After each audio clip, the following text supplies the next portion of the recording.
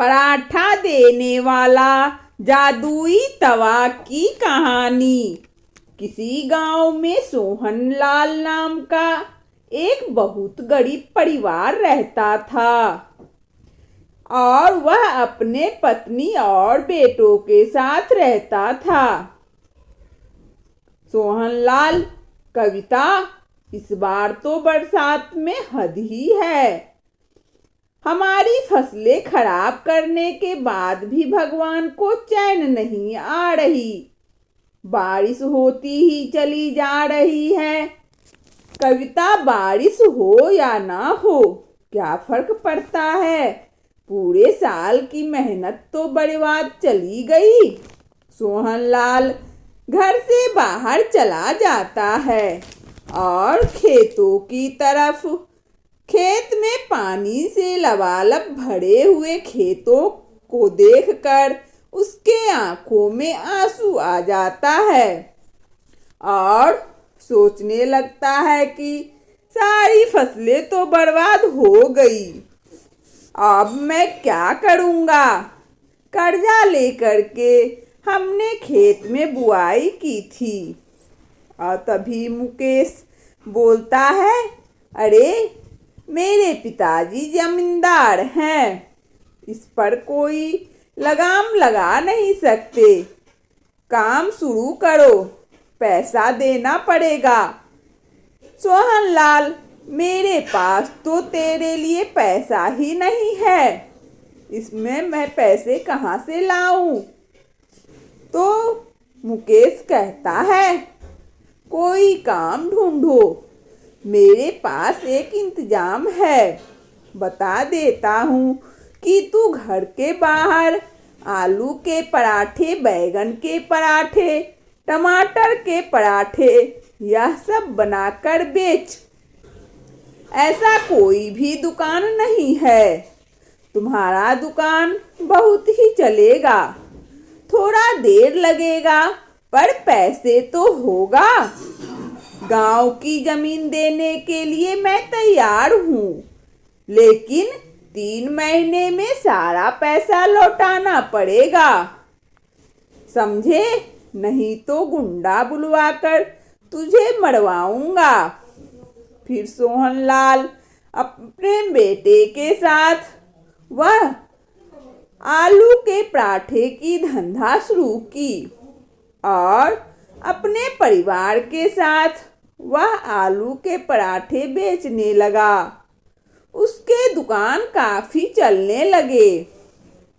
फिर वह कहता है, साहब मेरे साथ कुछ भी कर सकते हैं, अब तो आराम से बैठ जाएंगे। तेरी मदद नहीं करूँगा, नहीं पता, अभी तक आप अकेले ही सारा काम करते थे, मुझे कुछ भी नहीं करने देते थे। मेरा तो फर्ज बनता है ना पापा, मैं भी अपना काम शुरू करूं। सोहनलाल घर से अंदर चला जाता है। चलो अच्छा, कम से कम हमारे बेटे की आंख तो खुली, जो अपने हिसाब से काम करने को इच्छुक है। वह तरक्की जरूर करेगा। अरे वाह बेटा सुरेश, आलू के पराठे तो कमाल के हैं। उसकी दुकान रॉकेट स्पीड से चल पड़ी। आसपास के गांव से भी उसके पास लोग आने लगे थे। खेत का सारा सामान घर के अंदर रख दिया और अपनी कमाई अपने माता पिता के हाथों में रख दी। अचानक से हमारी जिंदगी में यह तूफान कहाँ से आया? अरे वाह, हमारा बेटा तो हीरा निकला, सब तरक्की करेगा। बेटा शायद होनी को कुछ और ही मंजूर थी। अगले दिन उसके ठेले पर बहुत भीड़ लगी थी। दोपहर के वक्त आसमान में बिजली कड़की, बारिश बहुत तेज होने लगी, पूरे गांव में पानी भर गया। उसके ऊपर पॉलिथीन तोड़ा लगा रखी थी। इससे काम नहीं चलेगा। अचानक से तूफान आया और उसका ठेला उड़कर दूर जाकर गिरा। उसका सारा सामान बिखर के टुकड़े टुकड़े। जमींदार साहब को अब पैसे कहाँ से देंगे? सारा सामान तो बेकार हो गया, सब कुछ पानी में दबा गया और वह वापस घर आ गया। बेटा, तू परेशान मत हो। सबसे अच्छी बात तो यह है कि दोबारा बारिश के बाद जब भी काम शुरू करेंगे तो शुरुआत से ही तेरा काम चलने लगेगा। घंटे में यह सब तो ठीक होता ही है। तूफान तो पूरे गांव में आया है, यह बात सबको पता है। लेकिन सबको पता चला कि तूफान की वजह से उसका ठेला और उसका धंधा खराब हो गया। उसके बाद मुनीम साहब कहता है, अरे बरसात तो कई महीना तक चलेगी, हमारे पैसे तो दे दो। ऐसा करो, उसके माँ बाप को उठा लो, उसके माँ बाप को हमारे हवाले कर दो और उसके माँ को काम पर लगा दो। जब सुरेश घर वापस आया तब से यह सब बातें पता चली और वह भाग कर जमींदार के पास चला गया।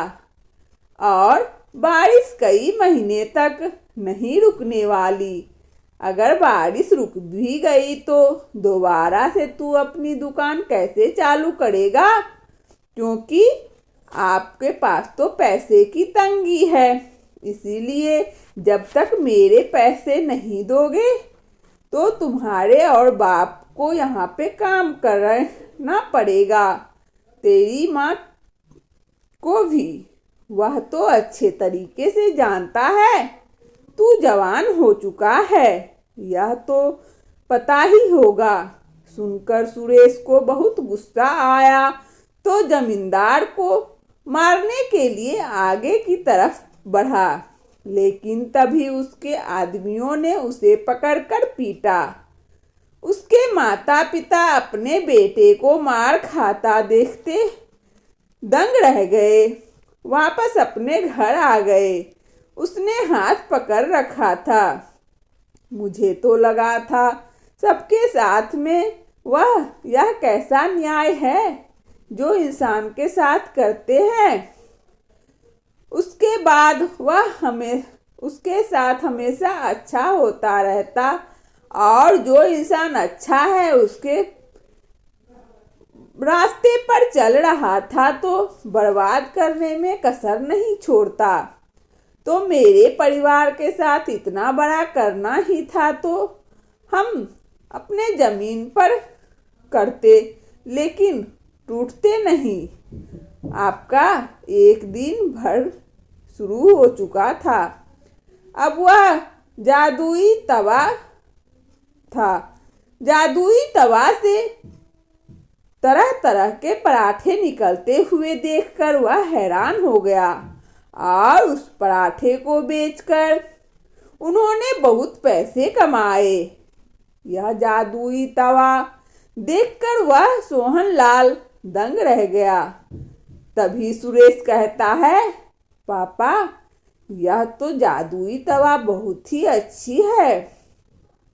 बारिश कब से हमारे चबूतरों पर लगा है, लेकिन यह पराठा बनकर तैयार हो जाता है। ऐसा करके उसे हजारे पराठे तैयार हो गए। फिर उन्होंने 2 दिन के अंदर में उसे सारे पैसे लौटा दिए। उसके बाद वह अपने घर की ओर जा रहा था।